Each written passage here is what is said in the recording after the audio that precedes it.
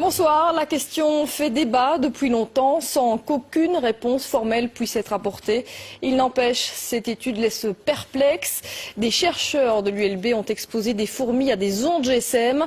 Très vite, les animaux sont non seulement désorientés, mais ils perdent de 50% de leur capacité, un résultat qui donne à réfléchir. Jimmy Méo et Kinerkan. L'expérience peut être réalisée très rapidement.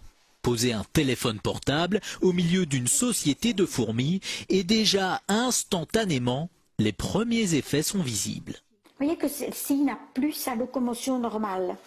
C'est plus faire aller ses pattes, c'est parce qu'elle a été trop longtemps près des ondes. Ça, c'est une ataxie musculaire.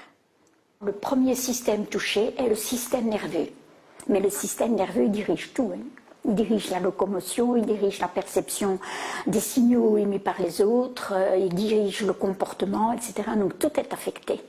Les capacités d'apprentissage des fourmis exposées aux générateurs d'ondes sont affectées de 50% par rapport à la normale. Et même avec une période de récupération, elles ne retrouvent que 60% de leur capacité de mémorisation. J'ai éteint le générateur, elles ont récupéré un peu et ont pu apprendre, mais n'ont plus jamais réatteint leur niveau initial. Il en est de même pour 7 fourmis exposées aux ondes du GSM. Si on arrête tôt l'expérience, elle va récupérer. Si on continue, elle va mourir.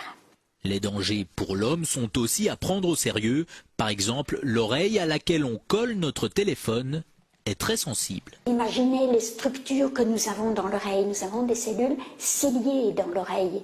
Déjà dans l'oreille moyenne, la trompe d'Eustache, mais après, pour l'équilibre, pour le son, ce sont des cellules terriblement fragiles. Les conseils, éloignez votre appareil, pas d'utilisation pendant trop longtemps. Et contre les insectes nuisibles, un petit générateur d'ondes pourrait ainsi faire office d'insecticide.